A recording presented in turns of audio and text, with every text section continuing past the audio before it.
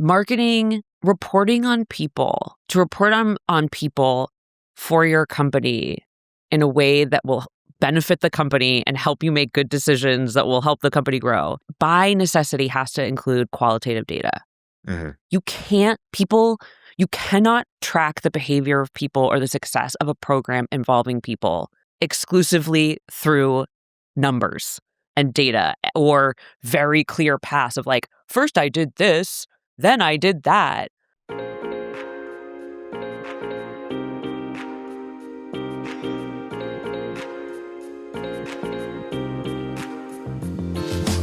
So Devin, I got your book in front of me. One of the first things I noticed in just doing some early research that I was a little jealous about, but I'm curious if it's changed your life. People are stopping you on the street. What is it like having a knowledge panel on your name? Have you noticed that? No, I have one. You have a knowledge panel. It's big time. Wait, I'm sorry. I'm not one to be like, like I don't really care about fame or anything, but I actually it's kind of like that. show. I mean, we'll do a little overview of the screen so they can actually see you see it. Yeah. Oh, I have like a purple shadow. Like what? That's big time. Yeah, that's probably why people are looking at you differently on the street. Wow. You're an entity now. I think that's the frame for it. Look, I am totally fine with that. That is totally fine. Wow. It's. I wonder if there actually is an actual search impact of that. There may be indirectly, but it's interesting how Google actually will do those things. Clearly associating with this is your first published book, right? Oh, yeah. Also, it is around the same time I built out my website, yes. Which even though I'm not doing anything to drive traffic there, I have linked to it for multiple profiles. I've been building out pages there that go into more detail. Like there's a book page with more details about it. Like there's more than I've curated myself more intentionally on my website. And I just noticed anecdotally that that changed my search results almost within a month. Oh, okay. Huh. And I'm not a search expert. Like I can't get into the technical side of search very deeply, but it was that combined with the book, combined with working with a PR team. And it was all around the same time. And me just being more intentional on my website of these are a library of videos. These are my talks that I've given. So I think that might have been part of it. Yeah. I see Amazon ranks for your name now. Is that and your website ranks number one for your name, which makes sense. Yeah. Which it did, I'd had that website for years. Oh, and it never ranked? No, because I just had it as a place. I had one page where it was I'm going to start consulting now. I didn't mean to. I need to have a place to represent myself. Yeah. That no one's ever going to go to unless I send it to them. But it's where I can describe what my consulting is. Right. And so it was only, around probably in the past, my God, when is it? What time? What day? Oh, yeah, it's probably in the last 6 months that I got deliberate about building out individual pages as part of sort of a bigger business strategy. And then all of a sudden, everything's showing up. Just getting organized. I know, yeah. People are talking. And the book helps a lot, for sure. Yeah. Yeah, I have the feeling Google pulls from that. There's certain trigger events that activate that. This is a person worthy of the knowledge panel. Being a published author, I think, ties into that. So, I mean, speaking of which, just put this out. Awesome book on B2B Content Marketing Strategy. Thank you very much. Thank probably you. Should show the camera instead. Labor of love. Is there anything unexpected from that process that you experience either post-publish, during the process? I'm sure that would be interesting to people if you have anything that comes top of mind. Yeah. Two things. One is that just because you know what you want to say, you're great at saying it, right? I'm an excellent writer.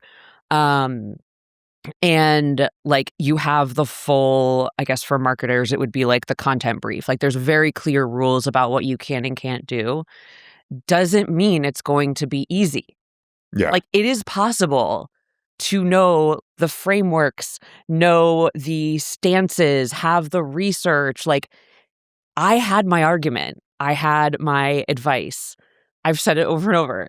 Just because you have all that and you're brilliant at writing it doesn't mean it's easy to write. It is very, very difficult. And I think a lot of that has to do with just the psychology of putting yourself out there. Okay. And so my friend, Aricia Rosenberg, who helps ghostwrite books for folks, she was sort of my book coach. So I didn't ask her to ghostwrite it for me, but she was kind of like an editor for me to help me along the way. And man, towards the end, she was like, Devin, quit whining. Like, you've got to get this. Just finish the book. Was there like a core, like number one tip you took away from her? Yes. How do I say this? It really doesn't matter what you write as long as you write what you think. Because I think a lot of people, including myself, get worried about perception, or did I get this, is this data positioned right? Like, did I analyze it from all standpoints? Is what I think correct? Yes, yeah. And it doesn't matter because like I'm writing a book. The book is about what I think B2B content marketing strategy is. Okay. And so I think if I had just let go and trusted myself and my knowledge a lot more and not worried so much about the details, like I had great data. I interviewed tons of people. So it really, like, it's almost like the same advice I give to people when they're giving a speech. I'm like, no one knows what you were going to say. So if you make a mistake, just keep going. Yeah. Right? Because they don't know you made a mistake. If you stop and are like, I made a mistake. Hold on a second. Let me rewind, right? Yeah. It's a similar case with writing. It's like, just write what you think. You've got the book editors are there to make sure your book looks exactly the way they want it to look in terms of format. And that's it. And it's grammatically correct, although my publisher missed so many errors that I had to fix. But publishing is a business. You know this. Yeah. Publishing, but nonfiction publishing is a business, and it's a business of selling books. Okay. That's why, like, this publisher reached out to me and they were like, hi, will you write a book? And I said, sure. And I can tell you exactly why they asked me. It's a math equation, right? They're like, audience. She's got 15,000 followers on LinkedIn who, like, you can very plainly look at like a very strong, engaged audience. Like, you see my track record. They're like, okay, she has the right kind of like profile elements, which you have to put in your book proposal. Yep. She has popular friends, so distribution's going to be on point. We are weak in the marketing category in our portfolio, and we want to build it up because it's popular right now. She's not, like, I'm not the most popular person in this space. And so in a way, they're like, okay, we can give her kind of a standard book contract that we don't have to pay, like, you know what I mean? And then they're like, she's going to distribute her book herself and going to make us money. And so if you look at the profit margin on that, they're like, we have to do barely anything. She's going to do it all herself and we make money.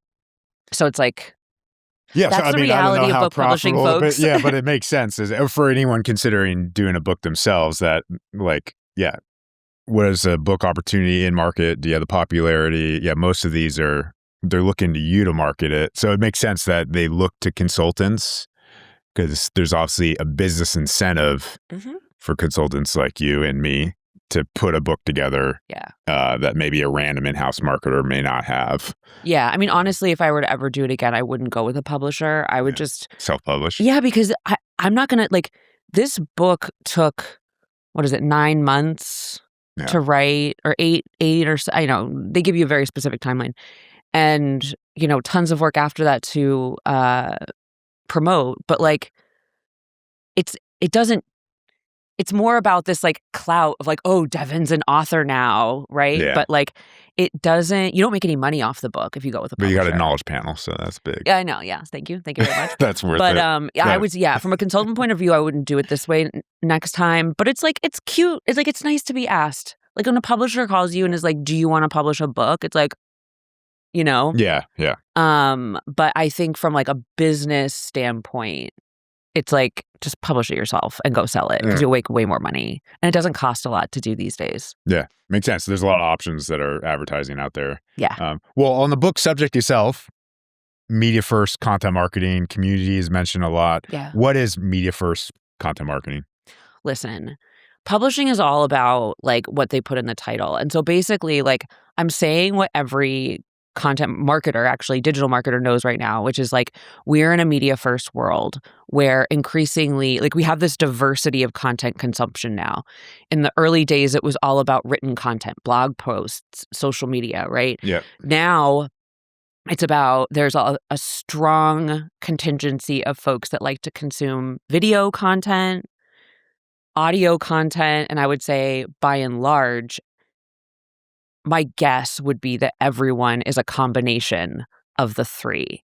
Yeah. And so if you're thinking about content marketing via the old definition, which was more focused on like blog posts, social posts,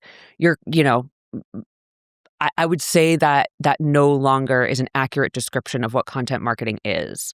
Okay. And so like I don't like a media first book on content marketing strategy isn't new or revolutionary. I'm just stating the obvious, which is that is what content marketing is now. And that's how we should be thinking. Yeah, makes sense. I mean, one of the things that the book made me think deeper about, and even our own, I'm thinking deeply about generative engine optimization, AI, SEO, whatever you want to call it right now. And just the different levers you can pull. I think I came away, Reddit is a community aspect of that, but you talk about community a lot in there. One of the kind of core ways I thought about community just in my stereotypes was like community is this like you set up a Slack for your company that you invite external people into and they contribute. But you spoke to a much more broad definition of that. Yeah. What is that definition? What did I get? Where's my stereotype wrong in there? Well, similar to not everyone consumes the same content medium. Yeah. The same is true for community. Mm-hmm. There are people who connect better in person than online. And I'm actually one of them. So, and when I first started building communities, like I started doing it before I even knew what it was. Like the very first startup I worked for was a startup in Boston. And, I was going to all these networking events. I forget why, but they like wanted to increase their presence locally. Yeah. And then, so I was going to all these events. I was making friends. You start to build a community. That's how I met Jay Kunzo, who then had me on his, him and Aristia. So I met him and Aristia, who started Boston Content. They made me they brought me on the board when they first formed it. That's how I met, the trickle out of meeting all these other people who kind of like, in the marketing space, took over that led to me teaching at General Assembly, which led to me getting this other job. Yeah. Do you see what I mean? Yeah. And so I think that community, anytime you're thinking about something related to people, like marketing is people. If you think about one thing, then you're limiting yourself unnecessarily. Okay. And so I think what to me was always really obvious was that if I was paying attention to the people I was trying to bring into my community, right. The two most important things were, am I talking about the things they really care about in the way that they care about them? Right? So it's not about using buzzwords. It's like right now when I'm talking to marketing leaders, I'm like, listen, CEOs suck. Like CEOs suck at marketing. I'm offended. But no, not yet. Yeah. In the B2B, especially in the B2B space, right? And so it's like, and they're like, oh, Devin, thank you. Like, I can't say that out loud. Yeah. Right. And so like the first most important thing is like talk about what they care about and then give them something to do that they really want to do.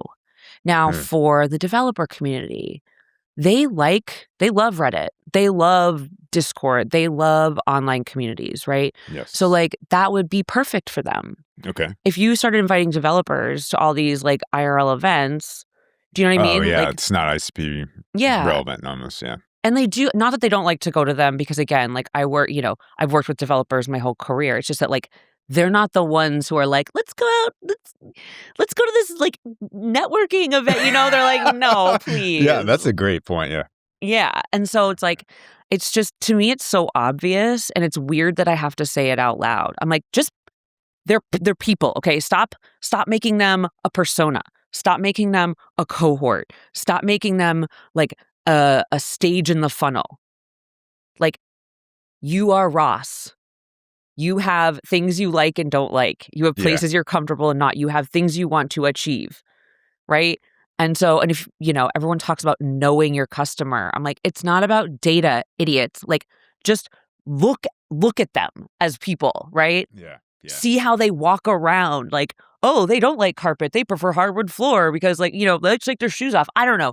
But like, that's kind of what I mean is like community is, the answer is I've never had to like research what works. Okay. I just like look at the cohort of people I'm talking to. I just kind of know. And you're just like, because they're telling you. Yeah. They're telling you already. Yeah. I love that example. I mean, it's very easy to just be like, we're going to do a meetup and not actually think about the personality of the people you're talking to, whether or not that's relevant. Is there another example of that beyond the developer community, like loves online? Yeah. What would another one be? Yeah. So when I worked at Help Scout, the customer support community, there was an existing community called Support Driven. It was started by this gentleman, Scott Tran, and it was a labor of love. Like, it wasn't really a business, and a lot of the community organically became very enthusiastic. Like, people were engaged daily on their own without him really doing anything. Yeah. Okay. And this is like 2016 when I joined there. So just for some perspective, 2016. Yeah. 10 years ago. Yeah. So when I joined Help Scout and I'm talking to my customer support people on the team, they're like, I'm like, what's support driven? Oh, can I join? You start looking at what, people interacting. And what I did was I was like, okay, they're already doing some things. They have this salary survey they do every year. Because 2016 was around the time that like customer support was kind of like coming up as like, give them a seat at the table. Like, they're really part of the go-to-market kind of motion. And so, they really wanted advocacy. You could tell. They're like, we're really important to revenue and we don't get any credit for it. Like, come on. And so I took something that already existed and I invested in it. I got our CEO to invest in the group. We started going to the events. We developed a line of t-shirts based on our own illustrations that felt like each event support-driven conference we went to, we would release a new t-shirt line. People would line up for it. They'd post pictures in it. We sponsored the salary study, used our design resources and platform to like spread it out, get more people participating in it, better data, right? And so, and the support community, they really love their Slack group. And they really love these IRL opportunities. Yeah. And so it's like, I start with what exists and invest in the water flowing downriver. Then I go to, well, what if we hosted like a small event locally with some of the startups in Boston? Like, start there. Doesn't cost any money. It's like something you could put on a credit card that's like less than $500. Nice. Do a breakfast. And so it's like, do you see what I mean? Like, I'm not going in and saying, we should do events or we should do, a Slack group. Yeah. I'm going into the community. I'm seeing where they're already enthusiastic and I'm building on it. So in that way, Help Scout becomes a part of the community, not just like a brand sponsor with stuff. Right. Okay. That makes sense. And then multiple people at the company were already in the Slack group, but then I get my CEO getting involved and not trying to sell anybody anything, right? Yeah. But he starts to participate. I have him go to an event. People are really excited. They love Help Scout. And so I'm kind of like starting by building on an existing signal. There was a third part. So you had a Slack group that allowed external people to join. No. It wasn't, that internal was the Slack. thing. It Yeah. wasn't our Slack group. We joined another Slack group. Oh, got it. Okay, yeah. And that's like, and by being okay with not being the brand owner, Yeah. and being and instead putting our people into it, our marketing folks, our support staff folks, some, the ones who wanted to engage there, because that's also important. You can't force people to. And the rule, like, we had our kind of style guide of like, we are not here to sell, we are here to be helpful. That is like what the Help Scout brand is. And so we didn't even have to own it. We didn't have to worry about growing it. Nothing. We just got to be a really strong partner in it, supporting what was already there. Nice. So I've kind of like organically walked into this a little bit. We're sponsoring a few communities, Women in Tech SEO this year, and the SEO community, just the name of it. Yep. A little difficult for me to participate in the Women in Tech SEO community for probably obvious reasons, but amazing engaged community. Yep. And one of the things I just organically thought about, just maybe ties into this geo conversation, is we could just organically share like the data studies we do with those communities, and they'll share them pretty like enthusiastically because we're supporting the community. It's not overly expensive. It's a good cause. Yeah. And that's just something that, I mean, correct me if I'm wrong, but it feels like it ties sort of into what you're saying there. Yeah. It's all about enablement.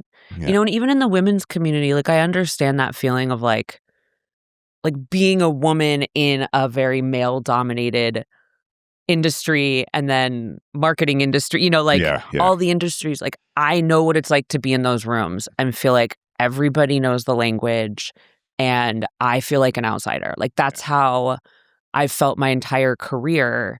Not because anyone left me out necessarily, but because it's intimidating being in a room of people that aren't like you, right? Yeah, You're like, yeah, ah! Yeah. And so like the thing about that's really powerful, and what I think you uniquely have to offer as a brand and as a participant who isn't the same, is one is asking a lot of questions. Mm-hmm. That's a really powerful way, particularly as a company, to bring people into your orbit. When you ask questions of people, when you ask their opinion, not those like dumb survey questions like, what's the best ROI metric? But like, hey, when you're doing this thing, right? Like, when you're putting together your SEO plan for the company and you've got to collaborate with marketing and like this and that, and like you're kind of like stuck between departments, even though you're your own department. Yeah. And you don't feel like you have a say in what what is it that you're looking for, that, or like, when this blocker comes up, like, what would be useful here? Or like, hey, what do you need right now? Yeah. And I think that's something that people don't talk about wanting, but when you do it, they're like, oh, amazing, right? Yeah. You asked. Yeah. And I think like the problem with a lot of brands building community is that they do it in a non-human way. Like, they just can't help but make it polished. Yeah, it makes sense. And I'm just like, no. I did this recently for a client I worked with. Too. You made me think of Reddit, where that's obviously the antithesis of that community. Oh, God. Yeah. I mean, look, I know there's some really healthy like Reddit threads. I love the Williamsburg, Brooklyn subreddit because I get to read about all the drama that happens in my neighborhood. Yeah, that's all I love it. It's entertainment. But no, I had a client who is building a platform for memory, Devin, a capital access platform for underfunded founders. And we did a very curated community related project where we put together a sort of LinkedIn council, and it wasn't quite a beta community, and it wasn't quite just like your Slack, and it was like limited. We only invited, I think, 50 people at first, and we like had criteria for who we invited in. We had the like a plan for how to engage people. Like, we anticipated the kind of like problems in the early days of communities where no one wants to say anything. How do you get engaged, right? And that was really powerful because it didn't really take us that much time to put together and execute. It's a lot of work, but like, it doesn't take that long, right? Because the tools are there. And engagement was off the charts from the beginning. And like, there was that direct line in terms of like posts, comments, whatever. And like, even though those as metrics aren't necessarily useful at the sort of like if you're talking to the CEO in the beginning of a project, that experiment that you're conducting, those are really helpful signals. And those are things that you can dig into to either like try new things and keep it going, fix things that are broken, whatever. And so, and like, okay, sorry, I'm going to stop in 1 second, but this is why nobody wants to hear this, is because what I'm talking about doesn't have a template. It requires thinking for yourself. It requires paying attention, digging into something that you've committed to doing. Like it's the what, I talk about the how, not the what. Any company can try anything, any marketing activity. What matters the most is how they execute it. And I think that's where people kind of lose me, is they're like, well, which thing? Like, if I'm this kind of business, which thing should I choose, right? And it's like, I can look at that community and kind of give you suggestions, but those suggestions could still fail if you do a bad job at it. And a lot of people, because they're so used to following playbooks, will launch a community, doing it in a really impersonal way. They don't follow through on the engagement side, and like their Slack community dies, and they think that Slack is they think community is terrible, and Yeah, no, that makes sense. One of the things you kind of made me think of is you have a post on basically doing things versus the outcomes that come from them, and why the doing things of like maybe it's like one social post on your community a day versus actually like engagements, as you mentioned, being the output being a negative framing. Could you speak to that a little bit? Yeah. It's outcomes over activities. It's something that I developed when I was running animals, because it was part of a greater strategy around customer retention. Agencies, as you know, there's a huge problem. There's a way in which maintaining customers is really hard, because even if you give them exactly what they want, because you created it, they don't like it. And a lot of times when people imagine something that they want, if the image in their mind, which is definitely amorphous and, not detailed, even if you give them exactly what they put on paper that they want, if it doesn't match their idea, then they think it's bad, right? Quality is subjective. And so I started changing the internal narrative with the team as a means of changing how they speak to customers, to get the folks they were working with to focus on what is the goal here, right? Like, we do marketing for a reason, and it's not to publish more posts, it's to grow businesses. Therefore, when working with clients, it's more beneficial to get them focused on what is the outcome you're looking for, not editing the way one sentence is written for the 17th time and then thinking that you're terrible because you don't write it that way, right? It was they were getting stuck in arbitrary things. And so it was our way of guiding the customer to what they really want, which is like, you came to us to help you grow the company. Let us do that, Any activity we do is in service of that. One thing Tom Critchlow spoke to, and this is maybe just like a 2026 state of affairs, is the concern in today's environment of mapping to the outcome. So it's like attribution when clicks are going away, when people are doing direct searches, even due to the work you did on the blog or the website. And it's hard to kind of map that back. How do you speak to that challenge? I 100% agree with him. Like, he's right. Yeah. Marketing, reporting on people, to report on people for your company in a way that will benefit the company and help you make good decisions that will help the company grow, it by necessity has to include qualitative data.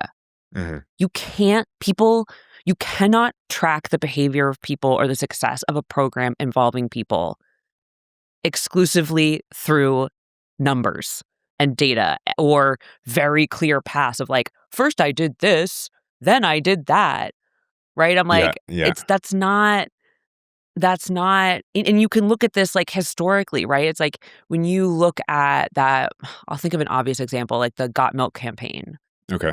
right? It's like, that is a historical advertisement that they definitely cannot directly, like, they can't tie all the revenue that they got over years directly back to that ad. They have to, like, it's like when you put a billboard up in a town or a city or whatever. Yes. And Yeah. you measure brand saturation before and you measure brand saturation after. It's a relative number, right? It's not, and I think what happened is, like, with digital marketing, the tools have become increasingly more sophisticated in terms of being able to track the data. And so people got into this mindset of like, oh, well, you have to track the journey all this way. Yeah. But it wasn't always like that. And companies still grew and succeeded.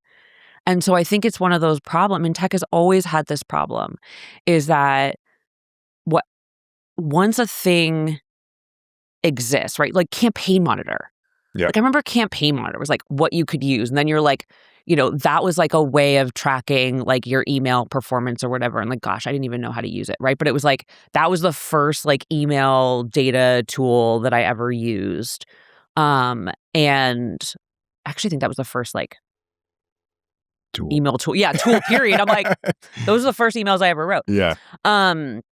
But they get to, so it's like, okay, now a technology exists and, everyone starts investing. It's like, oh, you can make money from this? And so all these founders jump in and they're like, I have an idea. This could make tons of money. And VCs are like, cool, I agree. Like our job is to make money for our customers. And so like they pile on and it's all about money. And so, but what happened? But because of that, all people are like, oh, that must be right because they're all doing content marketing. They're telling you these metrics matter, right? Like HubSpot's telling you what metrics matter. They're telling you, what is best because that serves the tool and the money they want to make.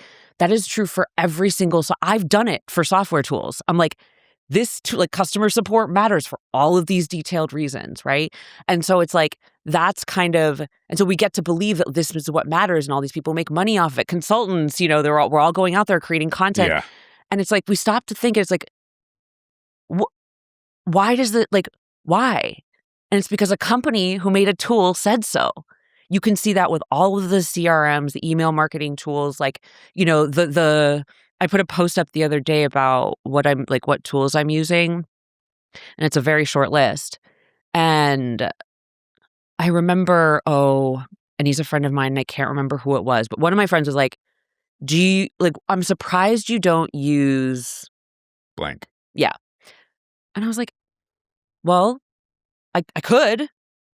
But like, I already this tool already does transcriptions. That tool already records, do you know what I mean? And so it's like, I think that when what Tom's talking about is he's talking about the principle.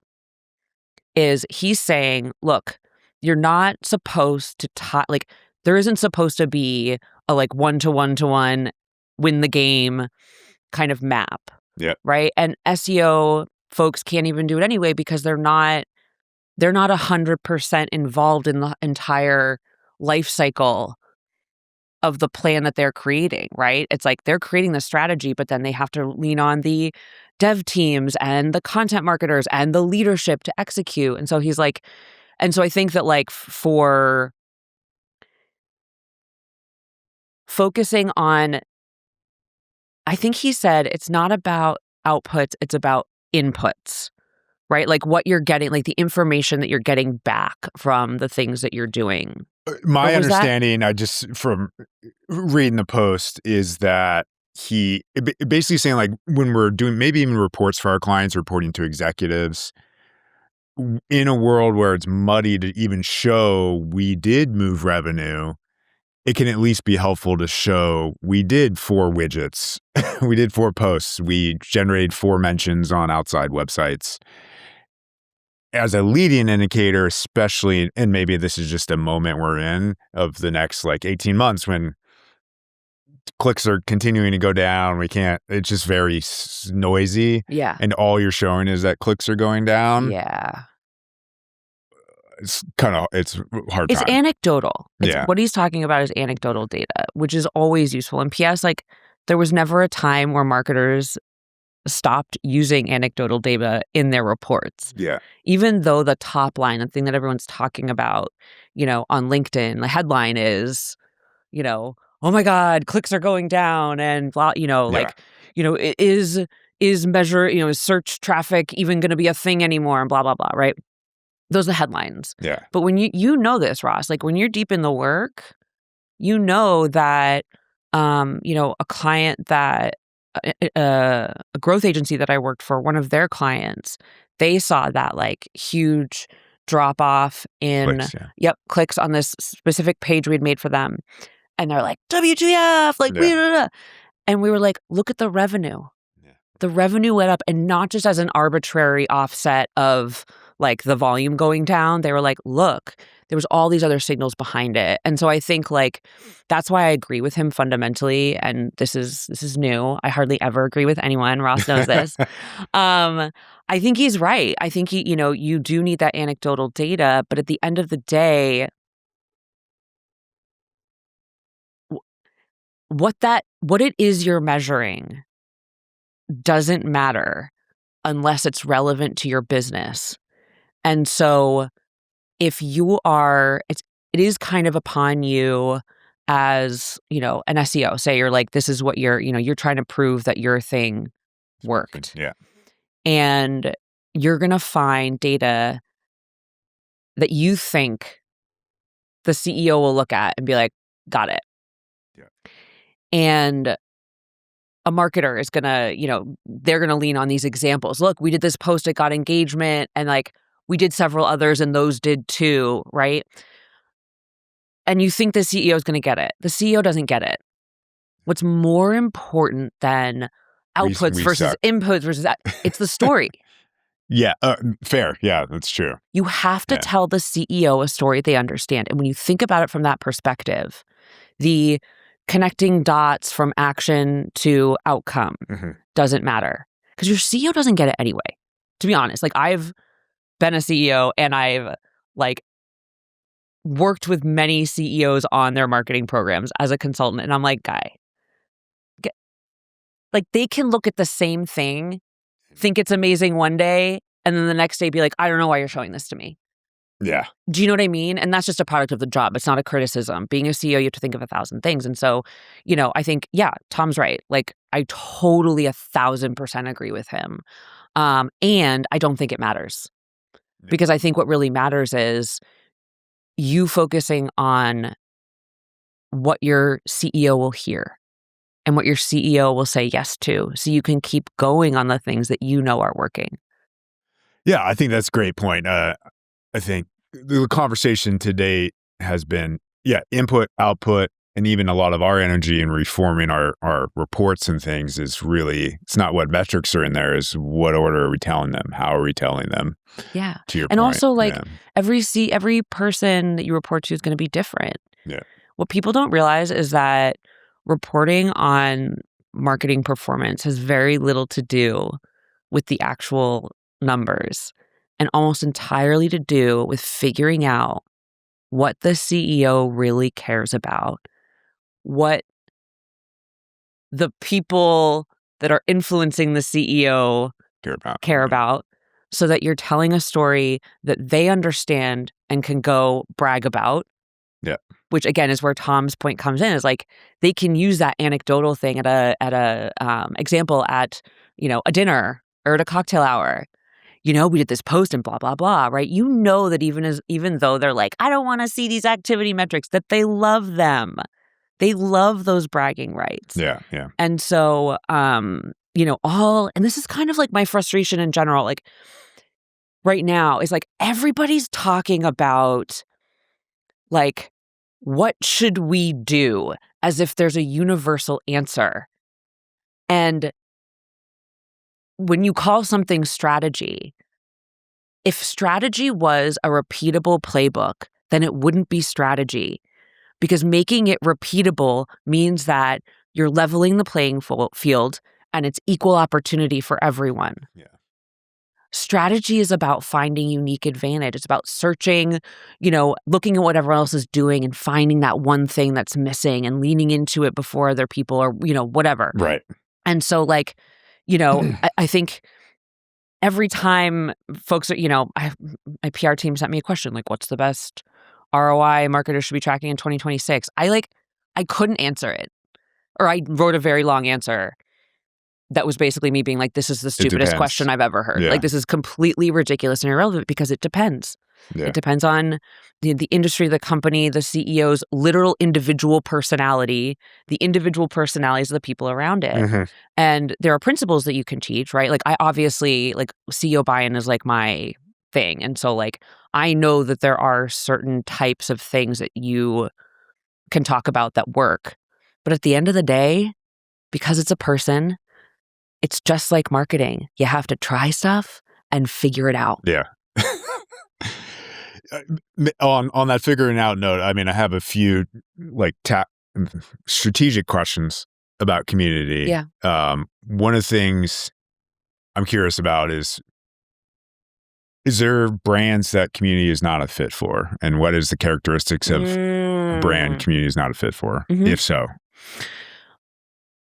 So, yes, community is not a tactic that every brand will find useful. Did I answer? That was like a yes and a no at the same time. I'm like, no, community isn't for every company. Yeah. There's a couple examples I can think of. One is a company that I consulted with a few years ago. They made a product that was for CFOs. Okay. Community didn't make sense for them.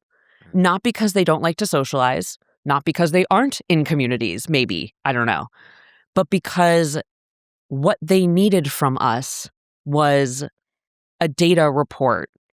I forget what it was about, but they needed this report that helped them do their job better. And they didn't want to you know what I mean? It was they didn't want to network to get it, right? It was just they didn't want a Slack community. They didn't want any of that. They were we knew that the highest impact thing we could deliver for them was this report. And we also realized that they didn't want to get it as part of a marketing campaign. In fact, CFOs, most people in the C-suite, they're not Googling to find the answer to anything. Yeah. So we were we need to make a report. We need to go to these 5 events that happen every year.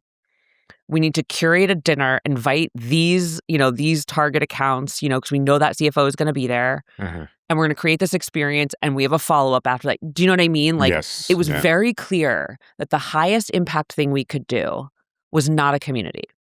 Another example is certain types, not every early stage startup should start with community. Just like I often used to say to our customers when I was running Animals, I didn't think content marketing was a great option for a lot of early stage startups because it took too long. Yeah. I'm that's, I'm cool. It's great if you have the enough money to build for the future now. Of course, that's ideal. But I was no, go,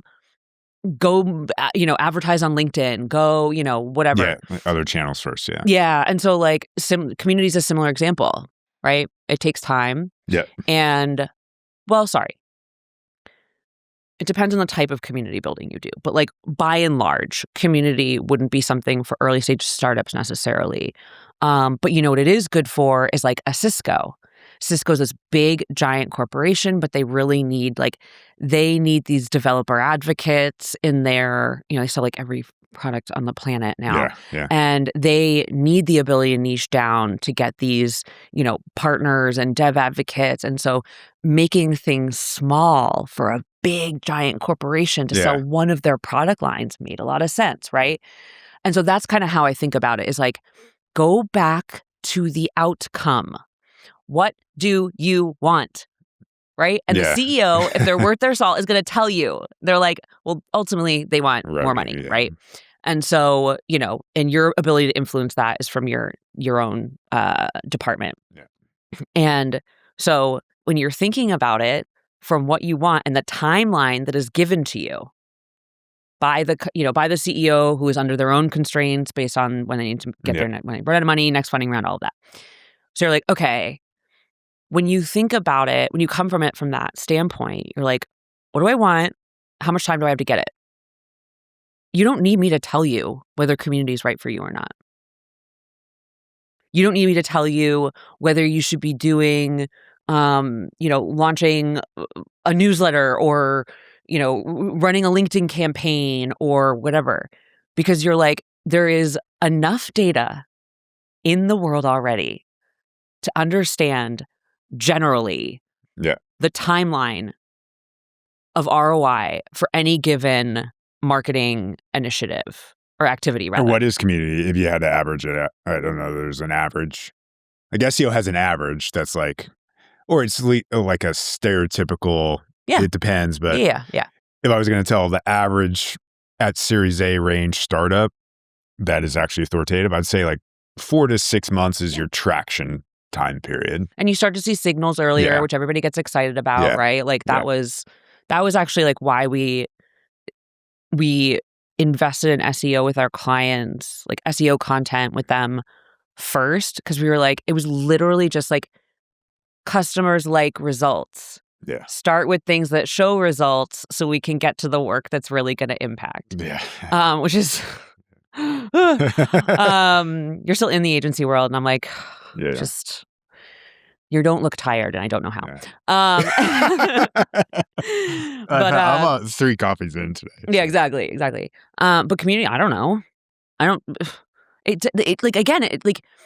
It's so, because there's nothing technical about it, it's harder to quantify, right? Like SEO, you have some, like, you are bumping up against algorithmic behavior that is more, even though you can't perfectly map it, is like, again, you can develop these average because over time you've been able to notice trends in how algorithms behave and then how they change with a given thing and how different industries, whatever. But like, I don't know. Like, you could call the work that we did with the CFO work, you could call that community. We're having dinners, right? We're, making a report and we're, you could call that community. A company called Capsule, the enterprise video tool. Natalie Taylor, who's the head of marketing there, she did a series of dinners over 1 year. It was 1 dinner per month in a different city. And it cost less than $5,000, like all in with like travel and everything for each event. I went to one of them. And it was all based on warm referrals from someone who had gone to an event. So like we would go to an event, they curated an amazing experience. I loved it. I've been talking about it ever since. It's like a year ago since I went. And, if she was in a new city and saw I was connected with someone, have me invite them, right? So like a really, really low cost, easy thing to do. I don't remember the numbers. It's in my book, but it was like they doubled revenue. They got this like giant Series A, and like that was the only thing they did. Just run dinners. Yeah. And so that's a community thing where I'm like, cool, it took a year. And so again, it's like, well, how do you make this initial argument if this could be hard? It's hard to measure. We don't know how long it's going to take. Obviously, someone like you can hopefully speak to the CEO convincingly over like maybe it is 6 months to even convince them. It's in the positioning, right? It's like, we're marketers. This should be like, it surprises me how hard this is for, like, why we keep talking about this. Because as marketers, this is organic to us. It's like, we are going out in the world making the case for something and trying to convince people to get on board with it and buy it, right? Right, yeah. And so it's the exact same exercise with your CEO. So if I am a marketer at a company, some SaaS company, I'm trying to build community. I'm like, and for some reason it's right. Like, I believe in this. This is going to be, I have decided based on the research and my own intelligence, I'm like, this is the highest impact thing that we can do right now. Like, this will deliver better ROI than anything else. Again, I'm leveling the playing field for the example. And I don't have any proof. I have no proof. And so I have to go to my CEO and make the case. So first, I have to position it to them. Yeah.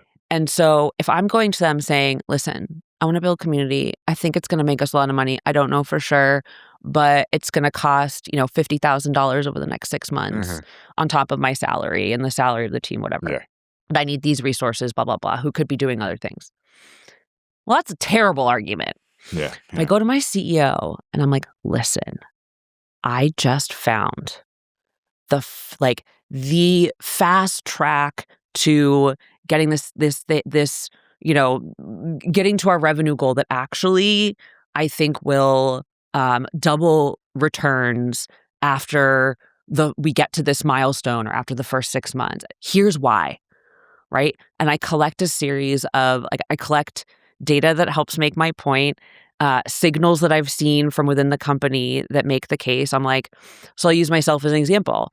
Last year, anytime I posted about CEO buy-in or CEO versus marketing, those were not only the most viral, spread out, but also the most saved, the most sent, the most commented on.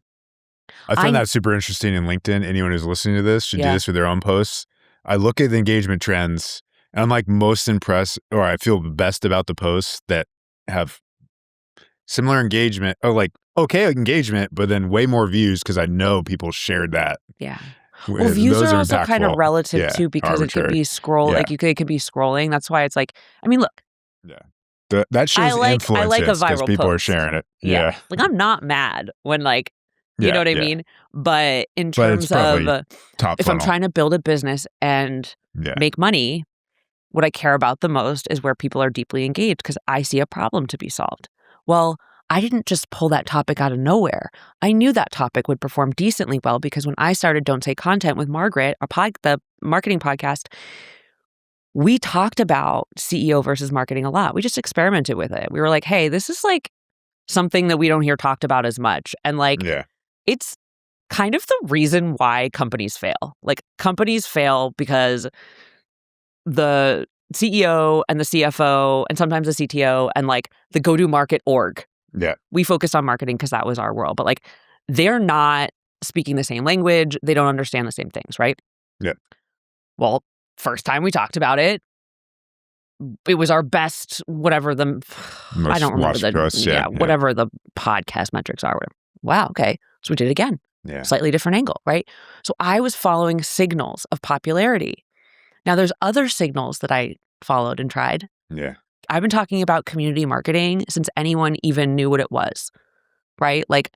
And for a long time, that worked for me. But now everybody's talking about community and they're all getting it wrong. So now when I talk about it, they think of this cookie cutter, Slack community, right? Yeah, and so I was I stopped following that. I was I can talk about it with you. You, a sophisticated person in the field, will tease that out, right? If it's important to your listeners. Yeah.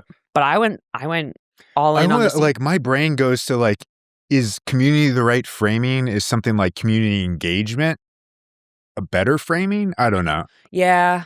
I don't look. It's I need to have a host for my community is what I hear in that singular word. You know what? I'm not an expert in the space. So. That's a great question. And Ashley Foss and I actually gave a talk on this at Inbound a couple of years ago. And it was all about, our argument was basically that people at your company are the best marketers for your company. So we went at community specifically from the lens of, stop having your brand talk. Have people at your company evangelize the brand from their vantage point. So we're not saying marketing, go make a blog, go make a LinkedIn post and have everybody share it. It's no, have the, folks, the engineering folks, if that's a way, if a CTO is a buyer and that's a logical way to get to them or whatever, start building community there. You'll get the attention of the CTO. So I think what you ask is a really good question because a broad bucket is never good to describe anything. And I do think it's important what you said around like focusing on the people starting the community is, in my experience, what can make or break a community from the get-go. Is like if it comes from something personal and unscalable. Like me, I was a sticky person. You know what I mean? Yeah. I went out and I was just talking to I wanted to throw an event, and I in New York, because I was like, I don't know any marketers in New York. Yeah. And so I reached out to Mutiny, and we were talking about, doing an event, and I was like, honestly, it doesn't matter what we have to drink or eat. It doesn't matter, nothing matters except that I'm going to be there and the programming is going to be good because I'm going to curate the programming. Right. Mm-hmm. And because I was like, I know that if I host an event, it doesn't matter how far in advance. It doesn't matter. One time I hosted an event on my roof deck in my apartment or at my building, and had wine and beer in bags filled with ice. I put it together at the last minute, and folks were walking away. They're like, it was so fun. This was great, right? Yeah. And so I think I do believe that in the sea of sameness, you are all you've got.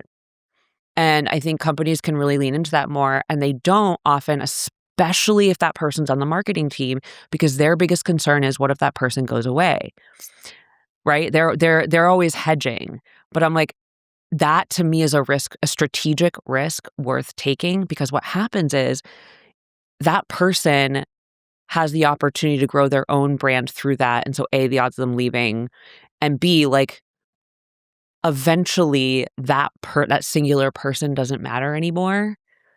And the community is what matters, and that's what's selling it, right? So Boston Content's a perfect example.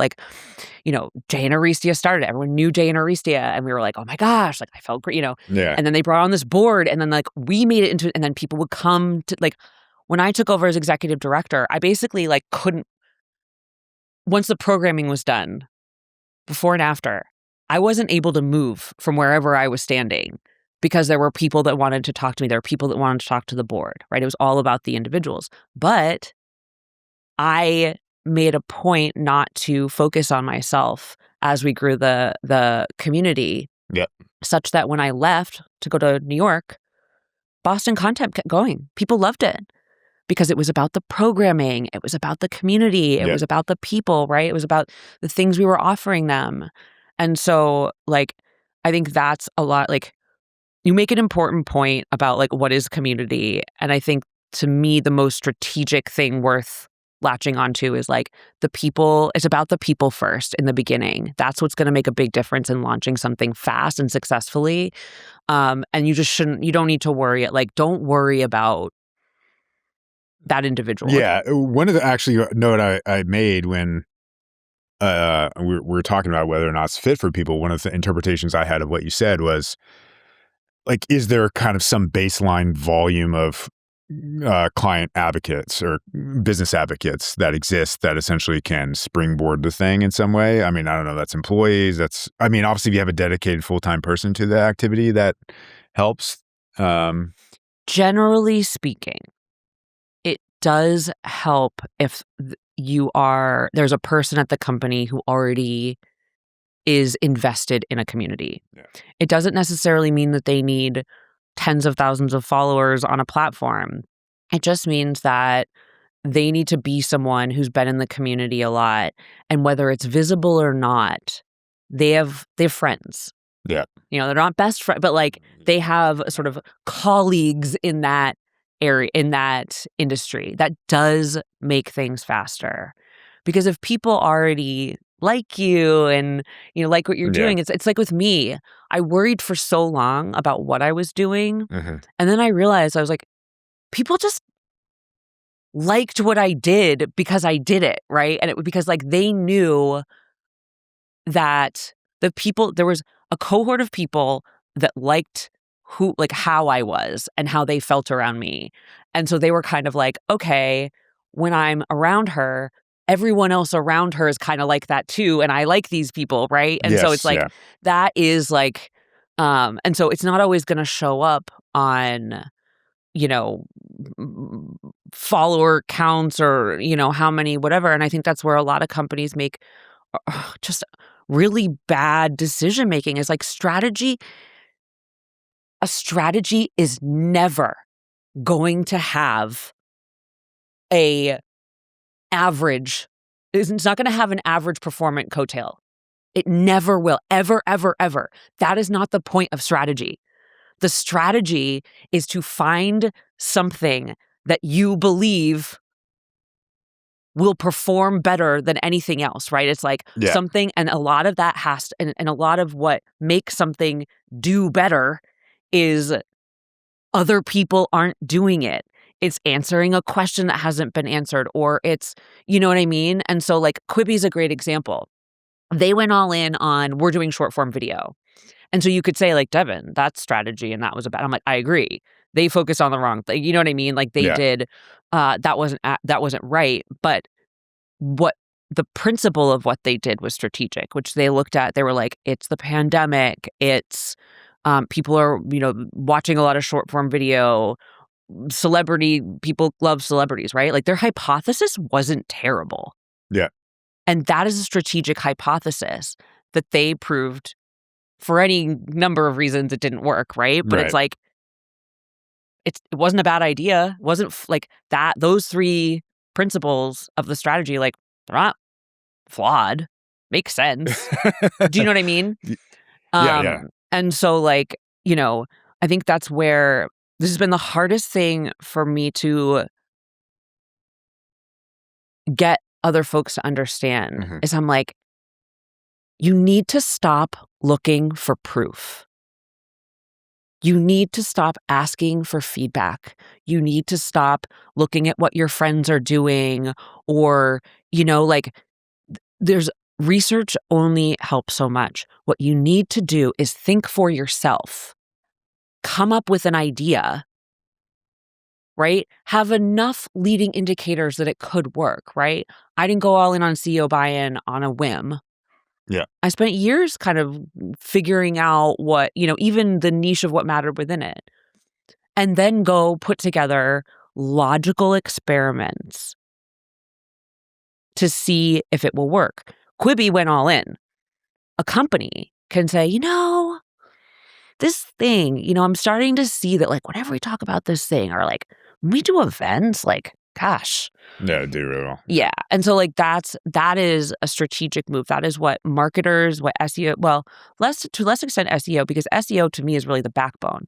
They're the ones that can provide you some consistency, right? Same with paid ads. It's like if you have a department that relies on a lack of proof to deliver outsized results.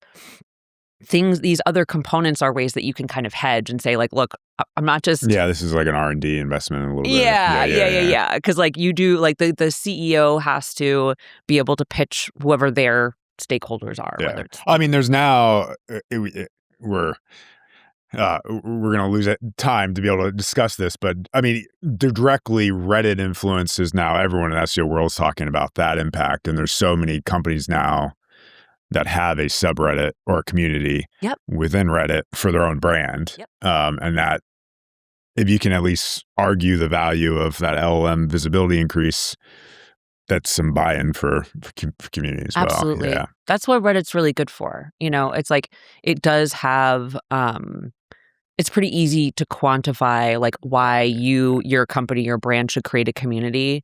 And it's pretty clear on like what works on Reddit now. Like how, so yeah, that's like. But do you want anonymous avatars flaming you? Yeah, exactly. Maybe not. Well, maybe not, right? Because some companies have found ways to, you can spin that in your favor or whatever. But it's like, I think if I were to like, my most consistent broad strokes advice is like everything works and everything doesn't. Just whether or not for you. Yep. It's like this morning, Rand posted about how he's like, you know what? Links and posts really don't affect the LinkedIn algorithm for me. And he gave this like really detailed breakdown. I love Rand. It's like he can really break, I was like, oh. But then someone else, another marketer who I really respect and follow was like, look at how links in posts tank reach. And I was like, wow, that's true. Like, I believe it's true. Like, you know what I mean? And it's like, and then I looked at my own, it's like, I looked at my own posts, right? And my LinkedIn strategist is like, Devin, you put the link in the post. And I was like, I don't have we time. can cuss here occasionally. It was not necessarily there because I was getting ranty. I was like, I don't care one way or the other, because today I heard two competing narratives that are both true, which means that, right, I just need to make a decision. And I think that that's where, if like leadership were able to trust the people they hired to grow the business, marketers, SEOs, sales folks, support folks, they're all business strategists if you let them. And because a lot of companies don't, you get these kind of like incremental diminishing returns. Because I didn't see Rand's post. I think I've seen a few connected things. Rand does he always does these videos. He does a great job of like giving you a reason to engage with the post you're on, independent of that click out. Yep. And I would guess it correlatively, most people who link to something by nature of how they describe it are like, go over here, not stay here. Yeah. And I'm sure there definitely could be dampening. It would make sense to me, but I'm sure Rand does such a great job. He likely makes up for that algorithmic dampening. I could be completely wrong. Yeah. Like, he's very popular. He's very, like, people engage with him. Like, he shows up in my feed automatically for a reason, right? It's like, I do stop and look. Oh, I think he was saying he made one argument and then the other one was about link in comments. Maybe that's what he was talking. Again, who cares? Yeah. This is like a pointless. It's like, this is a pointless conversation, right? It's like, it's what works for you. And so I think a lot of, when you're talking to the CEO, the problem for them is they're looking to you as leaders of your department for for reassurance. They're like, just tell me in a way that makes sense to me that this is going to work. Yeah. Right. That's sense. What they rely on their leadership for, is like, just tell me this is going to work, because I have 500 other things that I have to think about in the next half hour. Right. And so it's like, give them that certainty. Follow up with a marketing campaign using, as Tom suggests, like some anecdotal data. Sprinkle that into Slack, get other people on the team excited. So now there's multiple people whispering in the CEO's ear. Yeah. Give your CEO one piece of data the week they're going to this big dinner or conference or whatever, that they know, the other people they're talking to are going to be like, oh, girl. Right? It's like, that's like, I think that's really, that's when you start really being able to make an impact on growing the company and position yourself as that business strategist. Is you're like, it's on me to figure out what's right and sell it and keep the CEO looking good, and anyone else who matters, that's influencing them. Yeah. Well, amazing, Devin. Hopefully we've convinced a few people to go media first community. Definitely after reading your book, they will. So definitely people should go get this, go to your personal brand, Google you, check out that amazing knowledge panel. Yeah, my knowledge panel. Yeah, LinkedIn. She's crushing it right now. Yeah, anything else people should know to find you or? No, just my website, devinbramhall.com. I'm launching a lot of products and services for marketing leaders to really help them. This is a really big problem for businesses, and having been a CEO and working with tons of CEOs and working deeply in marketing for years, I kind of figured it out, ways, like very specific things that marketing leaders aren't doing and can be doing to help themselves, right? So there'll be stuff coming out there. I'm doing a course on Maven. I don't know when this is coming out, but I'm doing a course on Maven on this. They're amazing. So great. Yeah. Well, thank you for coming on. Thank you. Enjoyed it. This is great. Cheers.